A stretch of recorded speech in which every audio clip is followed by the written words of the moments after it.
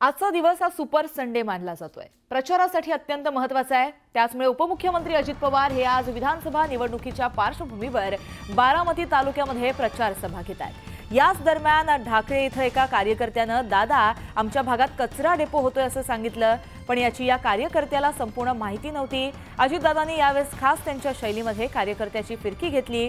तसंच मी जर एवढी कामं दुसऱ्या ठिकाणी केली असती तर निवडून आलो असतो असा टोला सुद्धा कार्यकर्त्याला त्यांनी लगावलाय। ते नेमकं काय बोललेत पाहूयात।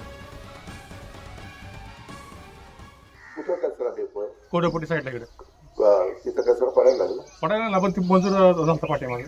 काय बोलता हो तुम्ही? काही माहिती नसतं, काही नसतं, कुणी पण काही चालते हे असलंय बघा। कचरा ऐका, एक मिनिट, कचरा ऐका आता काय बोलायचं मग? कारण असताना तुमचा वेळ घेता, माझा वेळ घेता, असं नाही हो। एवढं राव जीव तोडून काम करतो, दुसऱ्या तालुक्यात केलं तर लोक डोक्यावर घेतील, बिंदूवर निवडून देतील। खोटं नाही सांगत। हा, शिरूर हवेली, शिरूर हवेली काय या बारामतीला काय झालंय, जिथं पिकतं तिथं विकत नसतं, आयते यायला लागलं। मला तर काही जण म्हणले दादा, मला फार ते आवडले, मी जाहीर सभेत उद्या बोलणार आहे, म्हणलं दादा तहान लागल्यावर पाणी द्या हो, तुम्ही तहान लागायच्या आधीच पाणी देता त्याची किंमतच राहिली नाही।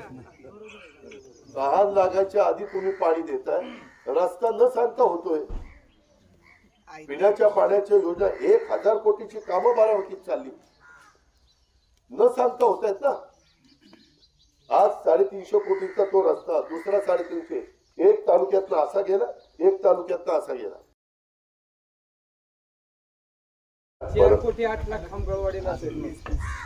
आता ह्याच्या आधी खामगाववाडीला कधी एवढा पैसा आला होता? मग आमची विनंती तीच आहे बाबांनो, ते त्याची कुठंतरी जाणीव ठेवा।